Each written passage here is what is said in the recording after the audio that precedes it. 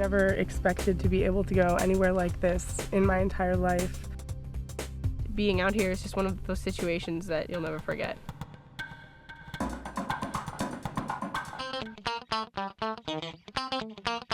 It's so very Montessori High School that the first real international school trip we go on is to somewhere like Mongolia. It's just crazy the amount of things that we can do. I've traveled more in the last year and a half than I've traveled 16 years in my life. We high school students are the deepest any high school has gone into the Gobi. Being able to take 2 weeks to come out to Mongolia in the field with a group of scientists is just fantastic. The biggest aspect of Montessori is always experiential learning. You really can't learn about digging in the sand without really doing it. In the summer of 2009, 10 students from Montessori High School at University Circle began a unique expedition. Accompanied by a team of paleontologists and several native Mongolian students and teachers, they traveled to the city of Ulaanbaatar, visited the Flaming Cliffs, and camped right in the heart of Altan Ula. Setting out on a magnificent 2-week journey, they adapted to a different way of life. We're here in the Gobi, and it's kind of windy and kind of sandy. It's really windy and really kind of dry. sandy. Did you mention dry? You just have to be ready to step out of your comfort zone.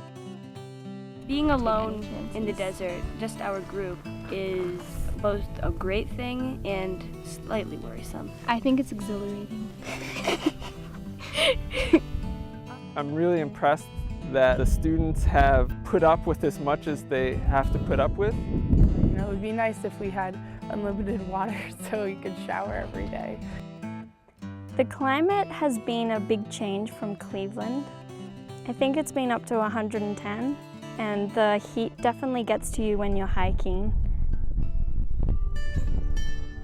It's neat to see an area that really hasn't been touched by civilization yet.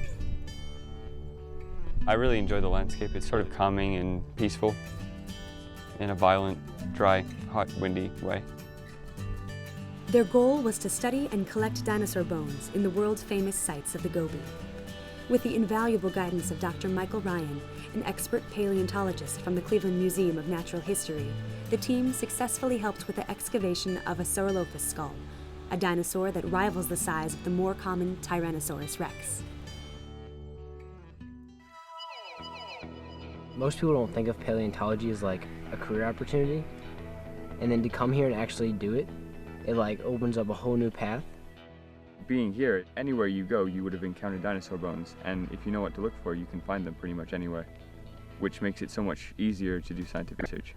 We are in a locality known as El Dorado because a lot of really significant finds have been made here, although I'm not sure that we've made any yet, although Dr. Evans did find a small mammal skull, and we found an area with a lot of small, maybe this big, eggs. I really did think we would find like an entire skeleton. And thinking about it now, like, it's really exciting when we find like 4 or 5 vertebra bones from a tail, you know what I mean? So Those are ribs, those are vertebrae over here? When you look at them in a museum, you see an entire bone, usually in a skeleton, whereas out here you're actually looking for bone fragments to tell you what things are. And you have to realize how much work actually went into finding that. Going out into the Badlands, planning all these trips. First of all, finding it, excavating it, all the work done preparing it. I'd like to have the students take away an appreciation for the amount of effort it takes before you get a result in science, especially in paleontology. Look at that. Another complete centro. Oh, wow! Check it out! If I have this bone and I don't know what it is, I can go talk to Dr. Ryan or Dr. Evans or Caleb. And if I have a rock and I want to learn about the sediments or the rock formations in the area, I can go talk to Dr. Bottom.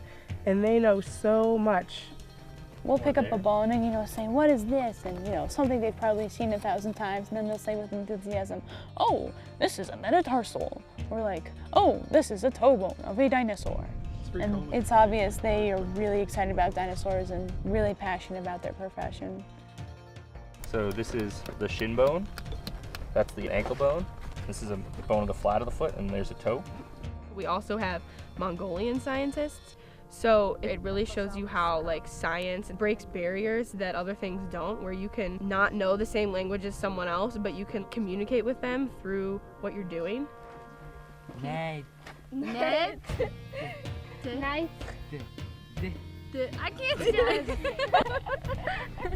This is the Tomb of the Dragons. It was originally discovered by the Russians, and they excavated several complete or nearly complete Saurolophus, so one of the duck-billed dinosaur skeletons.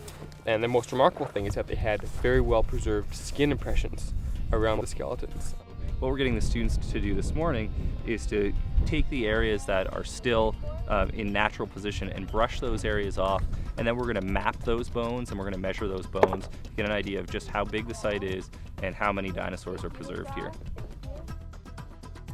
We're taking this big grid area and we're like mapping out where all the different pieces are, so even if we don't take it this year, it might be valuable if we need it again sometime in the future.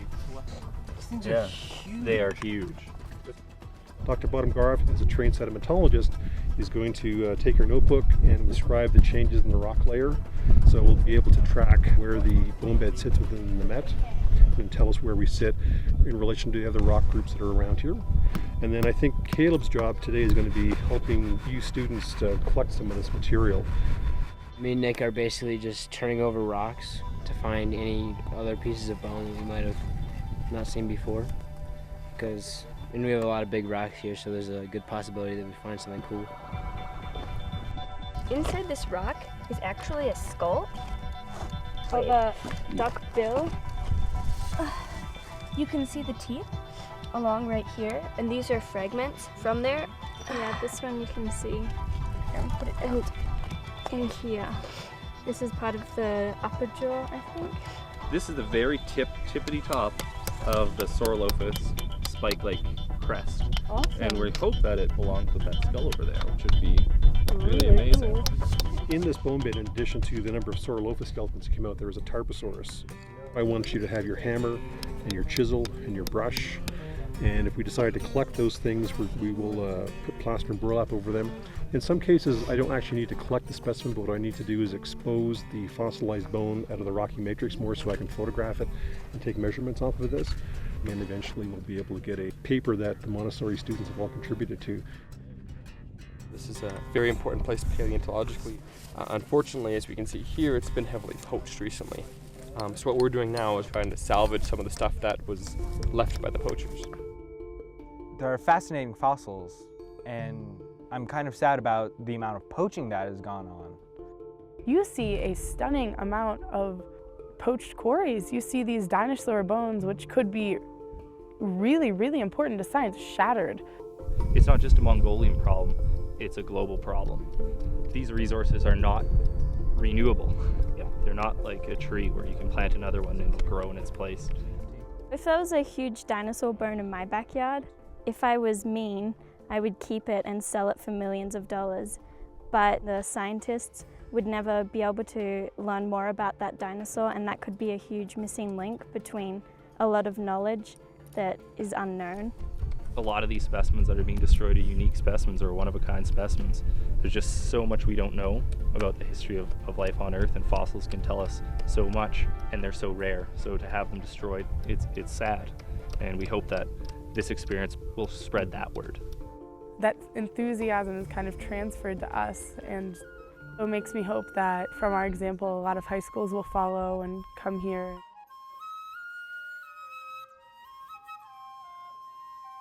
They'd want to travel, they'd want to go and see the world, to learn different languages, experience different cultures.